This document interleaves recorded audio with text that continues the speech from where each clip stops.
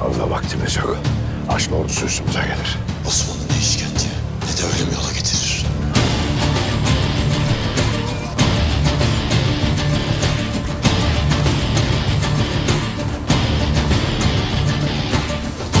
Gel hele gel. Zor kararlar zor vakitte verilir. Kimseye dert anlatacak vakit değildir.